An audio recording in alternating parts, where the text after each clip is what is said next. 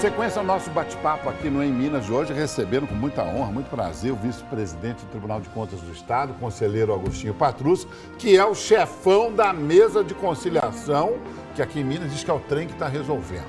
É isso, né? É isso. O senhor terminou o programa na televisão falando que vai logo assumir a conciliação da questão dos radares da MG30. Isso está um bafafá danado. Quando que o senhor vai pegar isso para começar? Nós estamos aguardando, Carlinhos, porque eu estou lá com uma mesa de conciliação com duas atividades importantes, uma tratando inclusive de restos a pagar deste governo e dos governos anteriores, de cerca de 17 bilhões de reais. 17 bilhões de reais. Resto a pagar de quê? De resto a pagar da saúde, da educação. Foram convênios que foram feitos, foram compromissos que foram feitos e que depois não conseguiu se pagar. E o governo do Estado está querendo renegociar tudo isso para poder quitar esses valores. Então, nós estamos tratando dessa questão, que é uma questão importantíssima, porque nós provavelmente teremos aí Propag no futuro e aí teremos parcelas também a serem pagas ao governo federal. Então, isso tem que se adequar também à condição e à capacidade de pagamento por parte do governo. Desculpe interromper o raciocínio, depois se eu esquecer, porque eu estou meio gagá, a gente volta. Essa questão implica o repasse desses restos a pagar. Tem alguma data limite o ano que vem em função de ser ano eleitoral? Não, não tem. Interfere? Não interfere. Por quê? Porque são restos a pagar que já estão, entre aspas, vamos dizer, para que o nosso telespectador possa ouvir, aqueles que estão conosco no YouTube. Eles já foram contabilizados, muitos deles já foram empenhados, ou seja, já existe a nota de compra, eles não foram somente pagos.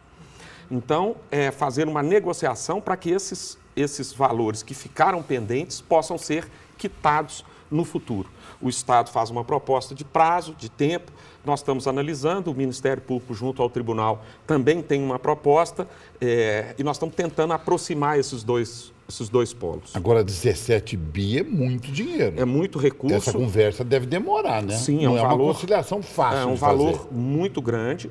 O Estado, esse ano, já pagou 1 bilhão e 700 milhões sobre esses restos a pagar. Então, é necessário que se faça um acordo.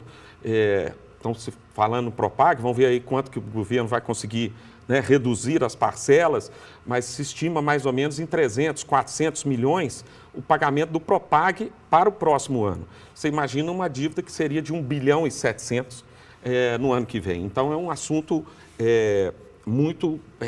que nós temos que tomar cuidado, até porque senão não sobram recursos para as outras atividades públicas. Mas aí, o senhor põe nessa mesa de conciliação o governo e representantes dos Ministério Público de Contas. O Ministério Público de Contas. Isso. Que aí representa a todos os outros interessados, o Ministério Público junto ao Tribunal de Contas com o governo.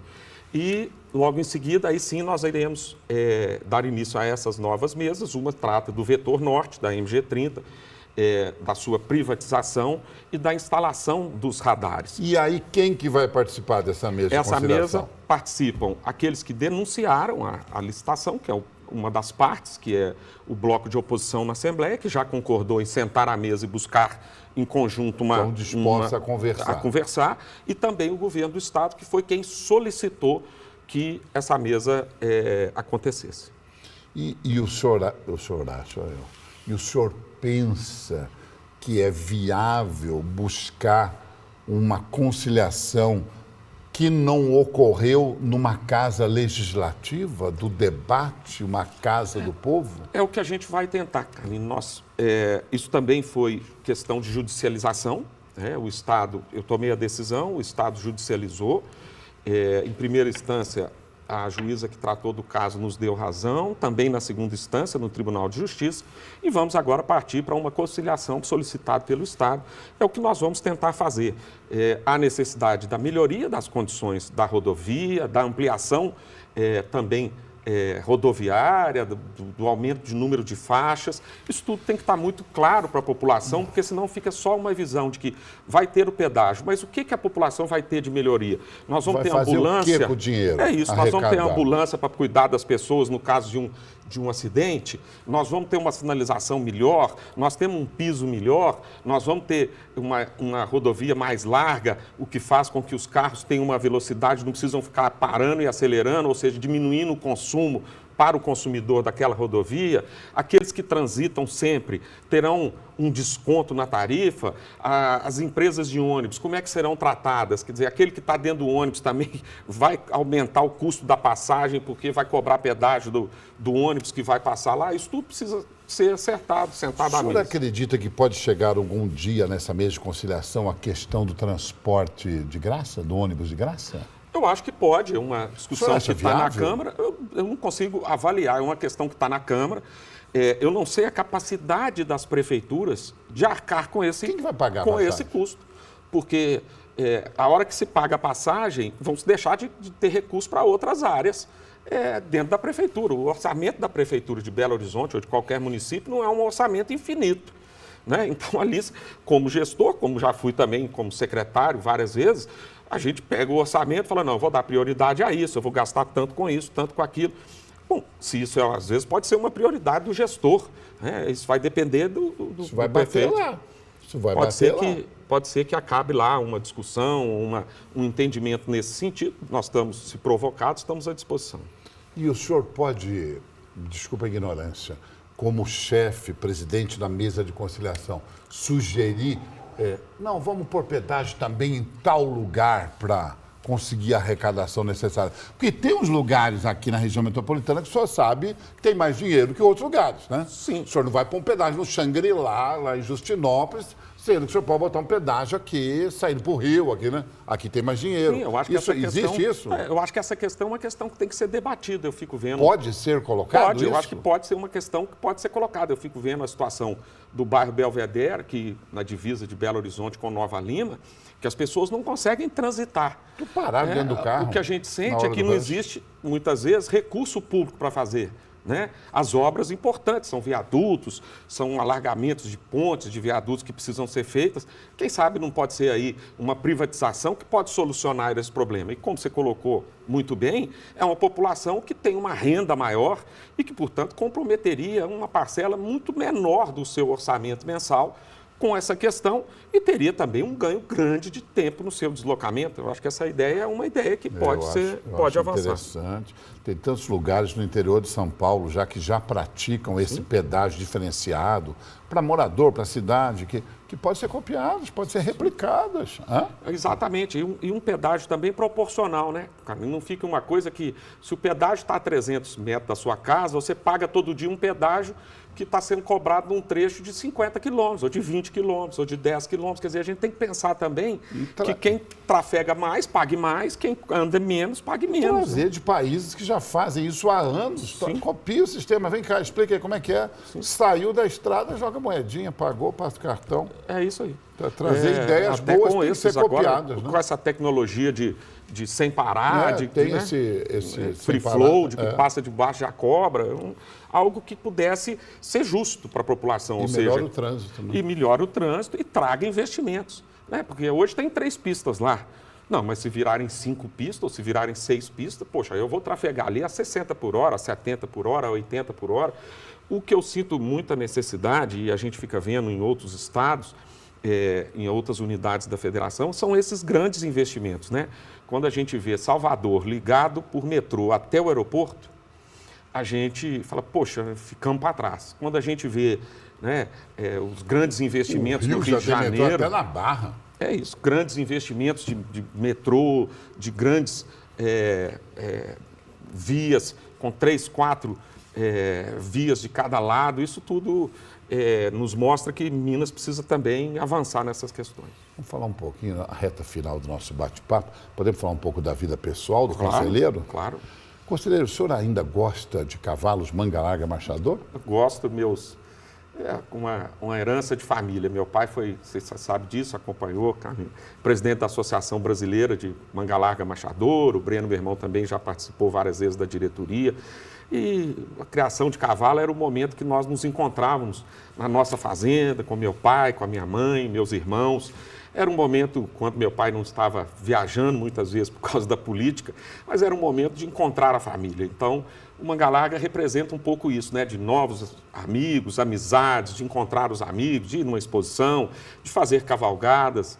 É sem dúvida nenhuma um lazer muito agradável, hoje não mais com aquele volume, com aquela necessidade no primeiro momento de disputar as pistas, de levar animais, mas do convívio com meus irmãos, com meus sobrinhos, com as minhas cunhadas, que é tão prazeroso, com meus filhos, com a minha esposa, que é tão prazeroso para nós. O Breno, Lucas estão lá. E aí, para o pessoal que é mais jovem, né? O conselheiro Agostinho Patrus é filho de uma das maiores autoridades da medicina que o Brasil já teve, doutor Orcanda, né? Da sua memória, uma mulher de uma lhaneza e de uma elegância, né? Uma dama, né? Doutor Orcanda, tive o prazer de conhecê-la, e de um dos maiores políticos que foi festejado a vida toda pela sua habilidade de conversar. Padrinho, o Agostinho Patrus, de quem você herdou o nome, né? É isso. Que até então você era o Agostinho Célio, Agostinho né? Célio, depois, quando entrou para a vida pública, é o Agostinho Patrus. Quando que Agostinho Célio foi chamado para a vida pública como herdeiro político da família? Isso começou, Carlinhos, lá atrás. A gente, essa coisa de gostar de algo começa quando a gente é novo. Eu viajava com meu pai, porque meu pai gostava de ele mesmo ir dirigindo. Ele teve 2 acidentes de carro quando viajava com motorista. Então, ele gostava de ir dirigindo. E a gente, filho, minha mãe, ficavam preocupados de estar viajando, né, para o interior, voltando muitas vezes à noite, de madrugada. E aí eu tinha férias na escola e ia com ele. Em julho, dezembro, janeiro, julho, viajava com ele. E aí a gente vai tomando gosto. E eu não me esqueço, Carlinhos, numa cidade, lá no norte de Minas, em Ubaí, uma vez eu fui com ele, o prefeito fez questão de nos levar em umas casas muito humildes e tudo. E nós chegamos, meu pai era o secretário de obras à época, e mostrou para nós, na frente das casas, umas crianças, uma menininha só de calcinha, um menininho de cueca e tudo, brincando no meio de uma água que era o esgoto que saíam das casas. E aí, meu pai olhou aquilo e tudo, falou, não, nós temos que dar um jeito nisso. Você imagina a quantidade de doença que isso pode gerar, a quantidade de coisa. E me lembro depois, ele aí arrumou os recursos e tudo, mas não foi mais candidato, porque a minha mãe estava doente, e eu fui o candidato e me lembro de ir lá inaugurar. Então, essa sensação é que move a gente, de falar, puxa vida, nós conseguimos resolver um problema que atingia ali algumas crianças, que criavam problemas para uma família, e a gente conseguiu resolver. Isso é que é aquela mosca da política que morde a gente, é essa sensação de poder ajudar. E por isso, tantas e tantas vezes, viajei para o interior, vi, às vezes, asilos com uma goteira no teto e uma senhorinha de 80, 90 anos dormindo num corredor, cara. E aí você fala, puxa vida, eu tenho que arrumar o recurso para arrumar isso aqui. Não dá para uma senhora, depois de uma vida toda, tá lá cobertinha, porque estava chovendo o dia que me levaram lá, ela coberta, outros homens em volta, e ela morrendo de vergonha, porque estava fora do quartinho dela, lá nesse asilo. Então é isso que move a gente. Então não teve discussão dos irmãos, foi meio que natural. Não, o Breno e o Lucas, nós somos, você sabe disso, nós somos muito ligados, sempre apoiaram muito, eu sou muito grato a eles pelo apoio que sempre tive.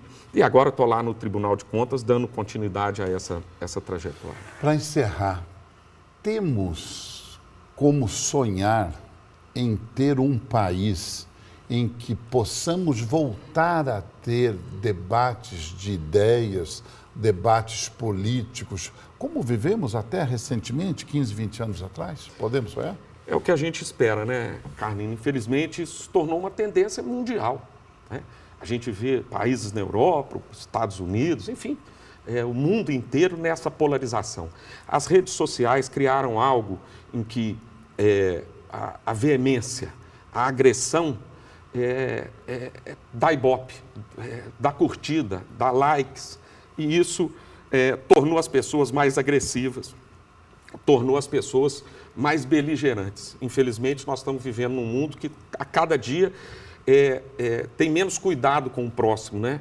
A gente aprende que o seu direito termina quando começa o do outro. O seu espaço termina quando começa o do outro. Todos temos deveres também. Não é isso? E a gente perdeu tudo isso, né? Isso se tornou... quem dá bom dia na rede social não tem uma curtida. Se xingar um monte de palavrão, tem um monte de gente curtindo. E o senhor acredita que a gente pode voltar? Eu acho que isso aos tudo debates nós vamos viver. sadios? Nós vamos viver ciclos na vida, como sempre vivemos, né? Momentos mais ríspidos, momentos mais tranquilos. Mas eu espero que passe logo para que a gente possa ser mais unidos. A gente vê famílias se distanciando por essa questão de briga, amigos de longa data que hoje não conversam mais por uma questão política. E as pessoas têm que estar unidas pelo país, estar unidas até no final de semana para conversar de outros assuntos, tomar sua cerveja, bater um papo, comer um torresmo. Isso que é o importante, né? Tomar um dia a dia. vinho, tem uns amigos que secam a garrafa de uísque inteira. Tem uns Toma amigos todas. perigosos. Conselheiro vice-presidente Agostinho Patrus, muito obrigado pelo seu carinho, pelo prazer desse bate-papo aqui no Em Minas. Uma honra muito grande recebê-lo. Alegria, obrigado. Sempre uma alegria estar aqui na Alterosa e também nos Diários Associados. Obrigado. A todos vocês, muito obrigado pelo carinho da companhia. Fiquem com a gente, acessem o nosso conteúdo e amanhã as páginas do Estado de Minas. Tchau.